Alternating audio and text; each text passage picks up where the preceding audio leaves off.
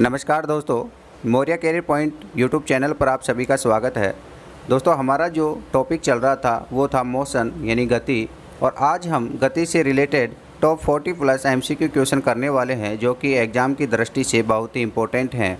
इनसे बाहर आपके कोई भी पर्सन बचेगा नहीं। तो वीडियो को स्टार्ट करते हैं।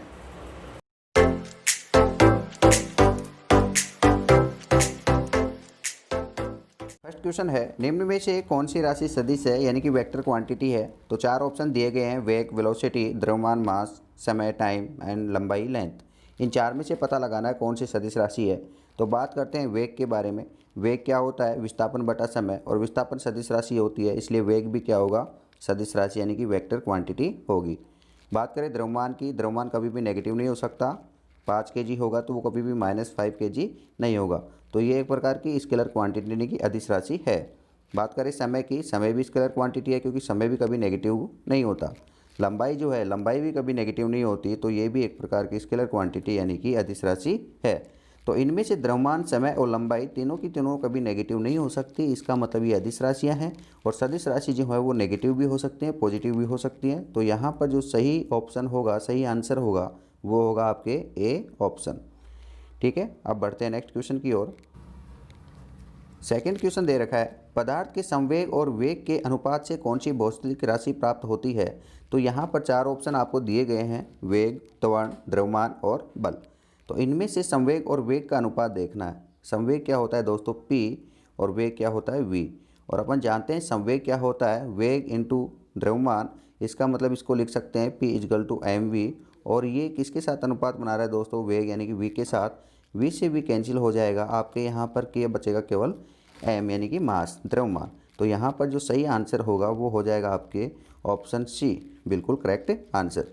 अब बढ़ते हैं नेक्स्ट क्वेश्चन की ओर।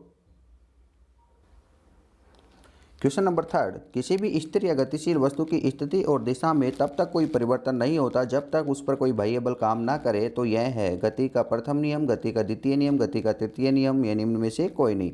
तो इन चार में से पता लगाना है कौन सा नियम है। तो हमने पढ़ा था दोस्तों न्यूटन की गति के नियम, जिसमें प्रथम नियम जड़त्व का नियम था। उसकी बात करें तो वहाँ पर अपने को ये बताया गया था, जब भी कोई वस्तु स्थिर अवस्था में है तो वह स्थिर ही रहेगी, और यदि कोई वस्तु गतिशील अवस्था में है तो वह गतिशील ही रहेगी। तो ऐसा किसमें पढ़ा था? न्यूटन की गति का प्रथम नियम में। तो यहाँ पर जो सही आंसर होगा वो कौन सा होगा? ए ऑप्शन यानी कि गति का प्रथम नियम। क्वेश्चन नंबर फोर्थ यहाँ पर दे रखा है, रॉकेट किस सिद्धांत पर कार्य करता है। तो यहाँ चार ऑप्शन है, ऊर्जा संरक्षण यानी एनर्जी कंजर्वेशन, ऑप्शन बी संवेग संरक्षण यानी momentum conservation, and C option Bernoulli theorem, और डी ऑप्शन पाइथागोरस थ्योरम। इन चार में से पता लगाना है कि रॉकेट जो है किस सिद्धांत पर कार्य करता है। दोस्तों, जब न्यूटन की गति के द्वितीय नियम पढ़ा था उसमें आया था संवेग संरक्षण का नियम, और उसमें जो इसका एग्जाम्पल पढ़ा था हमने वो था रॉकेट, यानी कि रॉकेट का जो गति करना है वह संवेग संरक्षण पर आधारित है। तो यहाँ पर जो सही आंसर होगा वो होगा आपके बी ऑप्शन यानी कि संवेग संरक्षण का नियम। अब बढ़ते हैं नेक्स्ट क्वेश्चन की। अश्व के अचानक चलने पर अश्वारोही के गिरने की आशंका का कारण है। अश्व मतलब घोड़ा, यानी घोड़े पे जो चलने वाला है जब वो अचानक चलता है तो उसके गिरने की आशंका होती है। उसका कारण क्या है?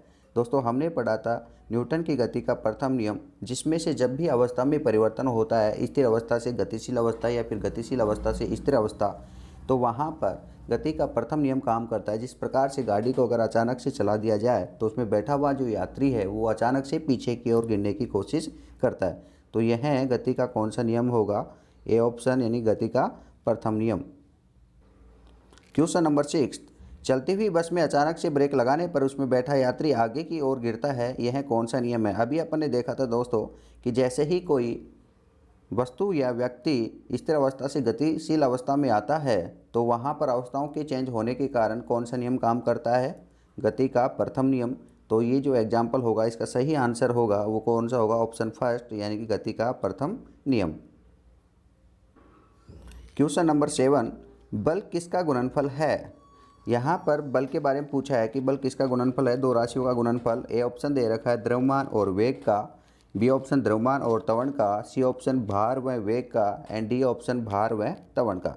दोस्तों, हमने बल का एक फॉर्मूला पढ़ा था, वो क्या था? F = ma, यहाँ पर जो बल है वो m और a के गुणनफल के बराबर है। m का मतलब क्या होता है, द्रव्यमान, और a का मतलब क्या होता है, त्वरण।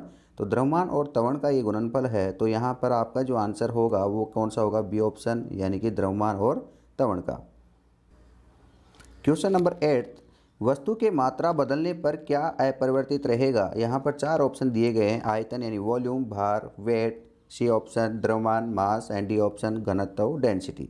तो दोस्तों वस्तु के मात्रा बदलने पर हमेशा जो अपरिवर्तित रहता है वह होता है घनत्व,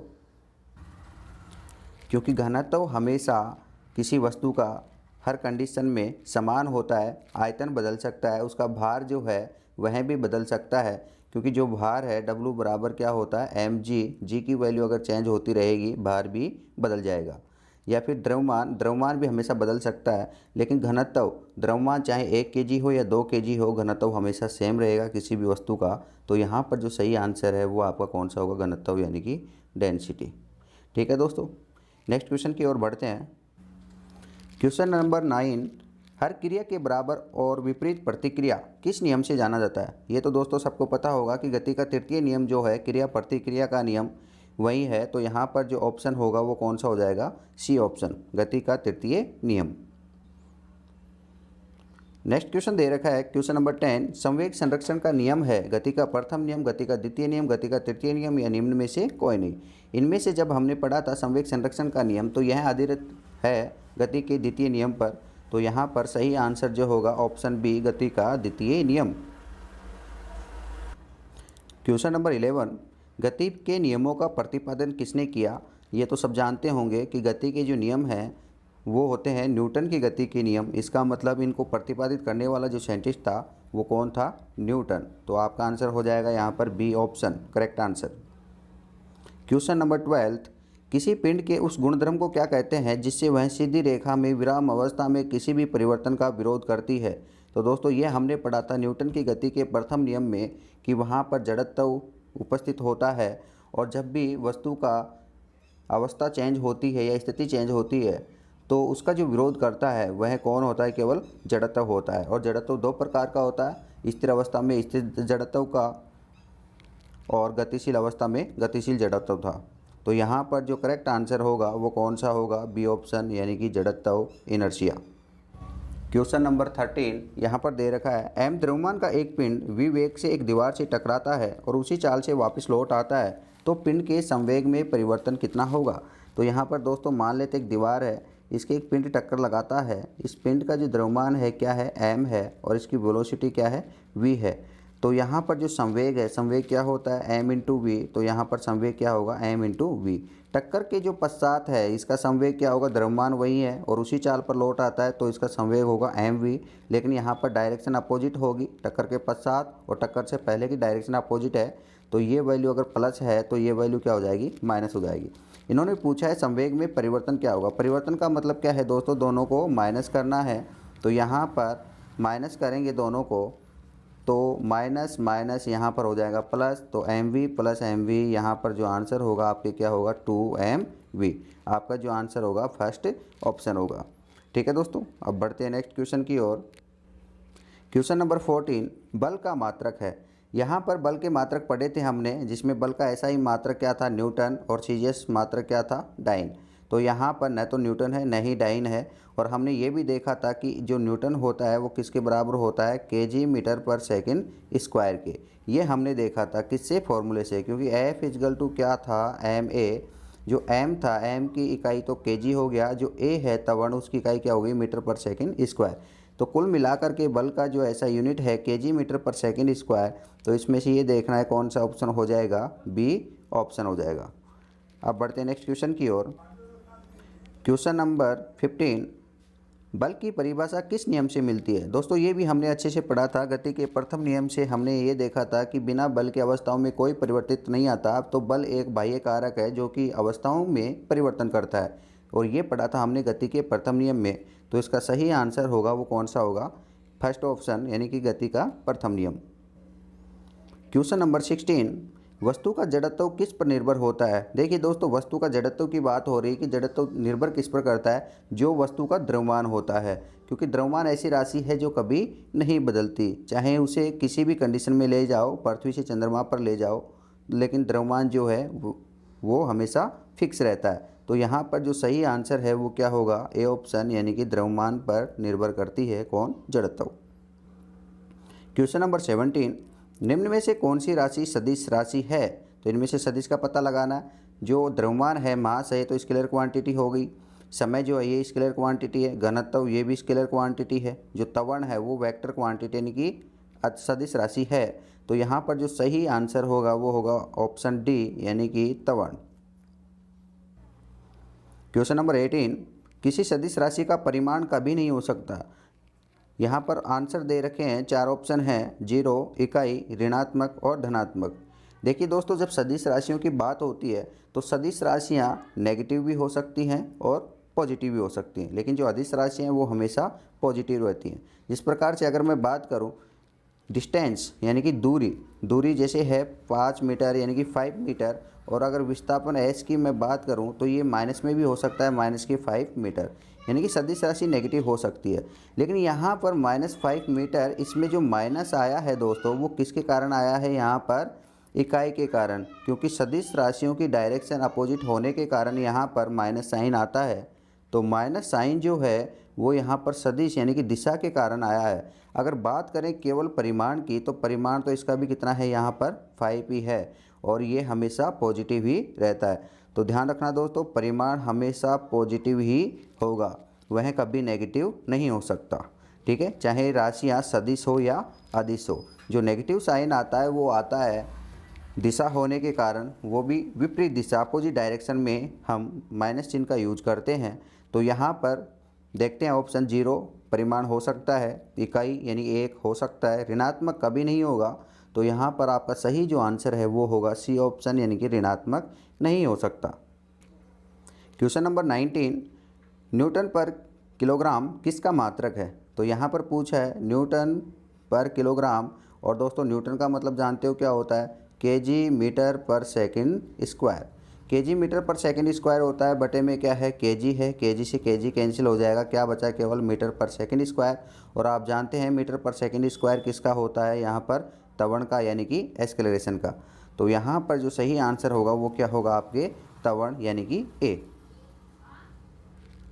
क्वेश्चन नंबर 20, 20 न्यूटन का बल 4 केजी के पिंड पर कार्य करता है, तो उसके द्वारा उत्पन्न त्वरण कितना होगा? तो ये छोटा सा यहाँ पर न्यूमेरिकल है 20 न्यूटन का, यानी कि F = कितना दे रखा है? 20 न्यूटन दे रखा है। बल 4 केजी के पिंड, यानी कि जो द्रव्यमान है वो कितना है? 4 केजी है। तो त्वरण क्या होगा? यहाँ पर त्वरण की वैल्यू पूछा है। दोस्तों हम जानते हैं F = क्या होता है? ma होता है। तो A = क्या हो जाएगा? F/m, यानी कि आप 20 में किसका डिवाइड कर दो? 4 का, आपका आंसर आ जाएगा। तो 20 को 4 से डिवाइड करते हैं तो कितना आएगा? 5 आएगा। इकाई क्या होगी? मीटर पर सेकंड स्क्वायर। तो आपका जो सही आंसर है वो हो जाएगा बी ऑप्शन। क्वेश्चन नंबर 21, कोणीय वेग की इकाई क्या है? देखिए दोस्तों, यहाँ पर कोणीय वेग दे रखा है, और कोणीय वेग क्या होता है? कोणीय विस्थापन, यानी कि एंगुलर डिस्प्लेसमेंट अपॉन टाइम। तो यहाँ पर देख सकते हो एंगुलर डिस्प्लेसमेंट जो है, यानी कि कोणीय विस्थापन जो है उसकी इकाई क्या होती है? रेडियन, यानी कोणीय होता है। और टाइम जो है उसकी इकाई क्या होती है? सेकंड। ठीक है, तो यहाँ पर सही आंसर हो जाएगा रेडियन पर सेकंड, यानी कि बी ऑप्शन। क्वेश्चन नंबर 22, किसी पिंड का गुणधर्म जो विश्व में अपनी स्थिति से स्वतंत्र होता है। दोस्तों अभी अपन ने बात की थी कि जो द्रव्यमान होता है वह कभी नहीं बदलता, वह अपनी स्थिति से स्वतंत्र होता है। और द्रव्यमान को ही दोस्तों क्या कहते हैं? सहती, यानी कि मास। ठीक है, तो यहाँ पर आपका जो सही आंसर होगा वो क्या होगा? डी ऑप्शन, यानी कि सहती, यानी कि मास द्रव्यमान। क्वेश्चन नंबर 23, एक गेंद को क्षैतिज से किस कोण पर फेंका जाए जिससे वह अधिकतम क्षैतिज दूरी प्राप्त करे? दोस्तों ये क्वेश्चन है प्रोजेक्टाइल मोशन का, यानी कि प्रक्षेप गति का, जिसमें जब किसी वस्तु को धरातल के साथ किसी एंगल पर यानी कि थीटा पर फेंका जाता है तो वह जिस पथ में गति करती है वह पथ होता है परवलयाकार, यानी कि पैराबोलिक। और यहाँ पर जो रेंज होती है बात करें क्षैतिज दूरी मैक्सिमम वो रेंज होती है, तो अधिकतम क्षैतिज दूरी कब होगी? अगर हम बात करें फॉर्मूले से, तो यहाँ पर जो 45 डिग्री है, थीटा इजगल टू 45 पर वैल्यू क्या होगी दोस्तों? मैक्सिमम होगी, क्योंकि इसके जो फॉर्मूला आता है उसमें आता है साइन 2 थीटा। तो साइन 2 थीटा की वैल्यू जो है मैक्सिमम कब होगी? जब जो कोण है 2 थीटा इजगल टू क्या होगा? 90, क्योंकि 90 पे मैक्सिमम होती है। 2 थीटा इजगल टू 90, तो थीटा इजगल टू क्या हो जाएगा? 45 डिग्री। ठीक है दोस्तों, अब बढ़ते हैं नेक्स्ट क्वेश्चन की ओर। नेक्स्ट क्वेश्चन दे रखा है, कोणीय वेग की विमा क्या है? यहाँ पर 4 ऑप्शन दिए गए हैं, कोणीय वेग की विमा निकालनी है। तो सबसे पहले बात करें, कोणीय वेग का जो इकाई होता है वो क्या होता है? रेडियन पर सेकंड। और यहाँ पर जो रेडियन है, जो कोण है, और कोण की विमा नहीं होती, क्योंकि एक प्रकार के पूरक कोण होते हैं। विमाएं केवल मूल मात्रकों की होती है, तो रेडियन की कोई विमा नहीं होगी। हाँ, सेकंड की जो विमा होगी वो क्या होगी? टाइम, लेकिन बटे में है तो पावर क्या होगी? -1 होगी। ठीक है, बाकी सब जीरो हो जाएंगे। तो जिसमें टाइम -1 हो तो ये देखना है, और बाकी सब जीरो हो तो यहाँ सी ऑप्शन देखो, m0 l0, बाकी सब जीरो है और t क्या है? -1 है। तो इसका सही आंसर हो जाएगा ऑप्शन सी। क्वेश्चन नंबर 25, जड़त्व की खोज किसने की? बहुत ही इंपॉर्टेंट क्वेश्चन है दोस्तों। जड़त्व का जो नियम है वह दिया था न्यूटन ने, जबकि जड़त्व की जो खोज है वो किसने की थी? गैलीलियो गैलीली ने। इसको अच्छे से ध्यान रखना कि जो जड़त्व का नियम है, नियम तो किसने दिया था यहाँ पर? न्यूटन ने, लेकिन उसकी खोज किसने की थी जड़त्व की? वो कौन था? Galileo Galilei. क्वेश्चन नंबर 26, निम्न में से पृथ्वी की गति है। यहाँ पर पता करना है कि पृथ्वी की गति कौन सी होगी। ये हमने देखा था कि जब सूर्य के चारों ओर चक्कर लगाती है कौन? पृथ्वी। किस पथ पे चक्कर लगाती है? यहाँ पर वर्ताकार पथ मान सकते हो, वैसे दीर्घवृत्ताकार होता है। तो यहाँ एक गति जो है सूर्य के चारों ओर चक्कर लगाने की, वो कौन सी हो गई? वर्ताकार गति। और ये खुद भी अपने अक्ष पर रोटेट होती रहती है। तो अपने अक्ष पर रोटेट होती है तो ये घूर्णन गति भी करती है। इसका मतलब दोनों प्रकार की गति करती है, घूर्णन गति और वर्ताकार गति। तो यहाँ पर जो सही आंसर होगा वो होगा सी ऑप्शन। क्वेश्चन नंबर 27, प्रक्षेप्य गति के दौरान तय किया गया पथ होता है। प्रक्षेप्य गति अभी बताया दोस्तों, यहाँ पर प्रक्षेप गति होता है तो कौन सा पथ होता है? परवलयाकार, यानी कि पैराबोलिक। ठीक है, तो यहाँ पर आंसर हो जाएगा आपके सी ऑप्शन। क्वेश्चन नंबर 28, निम्न में से त्वरण की इकाई है। दोस्तों यहाँ पर त्वरण की इकाई हमने देखा था, क्या था? मीटर पर सेकंड स्क्वायर। लेकिन यहाँ ऑप्शन में कुछ नहीं है मीटर पर सेकंड स्क्वायर। तो यहाँ पर आप देख सकते हो कि जो मीटर पर सेकंड स्क्वायर के इक्वल होगी, तो यहाँ पर चेक करते हैं डी ऑप्शन को, न्यूटन पर केजी। न्यूटन पर केजी का मतलब क्या होता है कि न्यूटन किसके बराबर होता है? केजी मीटर पर सेकंड स्क्वायर के। और यहाँ बटे में क्या है? केजी। केजी से केजी कैंसिल हो जाएगा तो क्या बचेगा? केवल मीटर पर सेकंड स्क्वायर। और यही क्या होगा आपका सही आंसर, जो कि त्वरण की इकाई है। या फिर आप इसको फॉर्मूले से देख सकते हो, F equal to M A होता है तो A इजगल टू क्या हो जाएगा? F/m। और F की इकाई क्या होती है दोस्तों? न्यूटन। और यहाँ पर m यानी द्रव्यमान की इकाई क्या होती है? केजी। तो इसका आंसर हो जाएगा न्यूटन पर केजी। तो इकाइयों का ध्यान रखना है, किसी प्रकार से कन्वर्ट करके दे सकते हैं। क्वेश्चन नंबर 29, परमाणु के इलेक्ट्रॉन का नाभिक के चारों ओर चक्कर लगाना कौन सी गति है? जो इलेक्ट्रॉन होते हैं वो परमाणु के चारों ओर, यानी कि नाभिक के चारों ओर चक्कर लगाते हैं, किस पथ में? वर्ताकार पथ में। तो यहाँ पर जो गति होगी वर्ताकार गति, यानी कि वर्तीय गति, circular motion, option C. Question number 30, पंखे की ब्लेड की गति का उदाहरण है। जो दोस्तों हमने पढ़ा था, ये जो पंखे की ब्लेड होती है यह एक ही जगह पर इस प्रकार से रोटेट होती रहती है। तो ये किसकी गति का उदाहरण है? घूर्णन गति, यानी रोटेट होती रहती है। ठीक है, तो यहाँ हो गई रोटेशनल मोशन, यानी कि घूर्णन गति। क्वेश्चन नंबर 31, कोणीय विस्थापन की इकाई है। कोणीय विस्थापन यानी कि एक प्रकार का कोण ही होता है दोस्तों, यानी कि एंगल ही होता है। और कोण की जो इकाई है वह क्या होती है? एसआई यूनिट तो होती है रेडियन। ठीक है दोस्तों, तो यहाँ पर आंसर हो जाएगा आपके बी ऑप्शन, यानी कि रेडियन। क्वेश्चन नंबर 32, कोणीय विस्थापन की विमा क्या होती है? अगर विमा की बात करें दोस्तों, कोणीय विस्थापन एक प्रकार का कोण है और कोण की कोई विमा नहीं होती। तो ये एक प्रकार का डायमेंशन लेस है, यानी कि विमाहीन है। ठीक है दोस्तों, विमाहीन, यानी कि m0 l0 t0। तो आपका आंसर हो जाएगा डी ऑप्शन। क्वेश्चन नंबर 33, कोणीय त्वरण की विमा है। तो यहाँ पर कोणीय त्वरण के बारे में पूछा है। कोणीय त्वरण की इकाई देख सकते हो आप, रेडियन पर क्या होता है? Second square. तो रेडियन पर सेकंड स्क्वायर होता है। रेडियन की तो कोई विमा नहीं होती। सेकंड स्क्वायर की क्या हो जाएगी? t-2, क्योंकि बटे में है तो माइनस आ जाएगा। तो यहाँ पर देखिए t-2 कौन सा ऑप्शन है? D option. ठीक है, m0 l0 हो जाएंगे और यहाँ पर t क्या होगा? -2 होगा। क्वेश्चन नंबर 34, हवाई जहाज से गिराए गए बम की गति किसका उदाहरण है। दोस्तों ये भी हमने डिस्कस किया था जब प्रोजेक्टाइल मोशन यानी प्रक्षेप गति के बारे में पढ़ रहे थे कि हवाई जहाज से जब बम गिराया जाएगा तो उसकी भी जो गति होगी बम की तो इस प्रकार से होगी, और ये जो गति होती है कौन सी होती है, पैराबोलिक यानी कि परवलयाकार, और ये जो गति होती है उसका नाम क्या है, प्रोजेक्टाइल मोशन यानी कि प्रक्षेप गति। तो आपका आंसर हो जाएगा यहाँ पर D option. Question number 35, Newton के गति के नियम कब प्रतिपादित हुए। तो यह हमने पढ़ा था दोस्तों कि न्यूटन की जो गति के नियम है वो प्रतिपादित हुए थे 1687 ईस्वी में, यानी कि आपका आंसर जो होगा बी होगा। और कौन सी बुक थी उसका नाम अगर पूछा जाए तो वो होगी प्रिंसिपिया। ठीक है, अब बढ़ते हैं नेक्स्ट क्वेश्चन की ओर। दोस्तों यहाँ पर पूछा आपको एक डाइन में कितने न्यूटन होते हैं, यह आपका क्वेश्चन है। और आप जानते हैं कि एक न्यूटन में कितने डाइन होते हैं, 10 की पावर 5 डाइन होते हैं। लेकिन इसने उल्टा पूछा है कि एक डाइन में कितने न्यूटन होते हैं, तो 10 की पावर जो 5 है इधर आएगा तो इसकी पावर माइनस में हो जाएगी, यानी कि 10 की पावर -5 न्यूटन। तो इसका जो सही आंसर होगा वो क्या होगा, B option. Question number 37, Newton की गति के प्रथम नियम का उदाहरण है। यह न्यूटन गति का प्रथम नियम का उदाहरण देखना है। बंदूक चलाते समय पीछे की ओर झटका लगना, ये क्रिया प्रतिक्रिया का यानी कि थर्ड लॉ है। कंबल को डंडे से मारने पर धूल के कणों का गतिमान होना, यानी कि जो धूल के कण थे वो पहले स्थिर अवस्था में थे, डंडे के मारने पर यानी बाह्य बल के लगने पर वो गतिमान हो गए, गतिशील अवस्था में आ गए। तो ये कौन सा है, प्रथम नियम का एग्जाम्पल है। ठीक है दोस्तों, तो यहाँ पर सही आंसर कौन सा हो जाएगा, बी ऑप्शन, यानी कंबल को डंडे से मारने पर धूल के कणों का गतिमान होना। क्वेश्चन नंबर 38, खिलाड़ी द्वारा गेंद को कैच करते समय हाथों को पीछे की ओर क्यों किया जाता है। ये हमने देखा था संवेग में यानी गति के द्वितीय नियम में, ताकि वहाँ पर हाथ पर चोट लगे। हाथ पे चोट क्यों कम लगेगी, क्योंकि हाथों को पीछे की ओर ले जाने पर वेग कम होगा, वेग कम होगा तो संवेग कम होगा, और संवेग कम होगा तो हाथ में चोट कम लगती है। तो यहाँ पर आपका आंसर हो जाएगा बी ऑप्शन।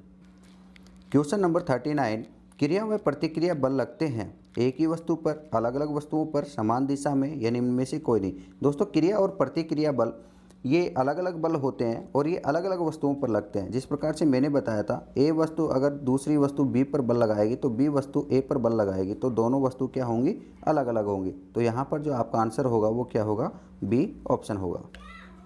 क्वेश्चन नंबर 40, निम्न में से अदिश राशि है, इनमें से पता करना अदिश राशि कौन सी है। कोणीय विस्थापन यहाँ पर वेक्टर क्वांटिटी यानी सदिश राशि है। वेग सदिश राशि है। धारा, धारा यहाँ पर दिशा होती है धारा की, लेकिन वो क्या होती है, अदिश राशि यानी कि स्केलर क्वांटिटी होती है।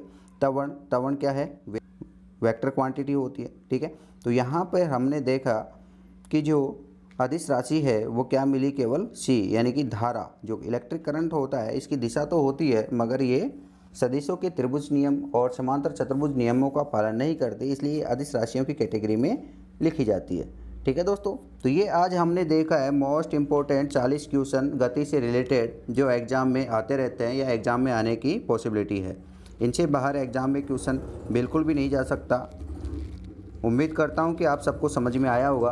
अगर दोस्तों आपको ये वीडियो अच्छा लगे तो इसको लाइक और शेयर करें, और अगर चैनल पर पहली बार विजिट कर रहे हैं तो इसको सब्सक्राइब कर लें, क्योंकि यहाँ पर आपको मैथ साइंस से रिलेटेड सभी प्रकार की क्लासें मिल जाएंगी।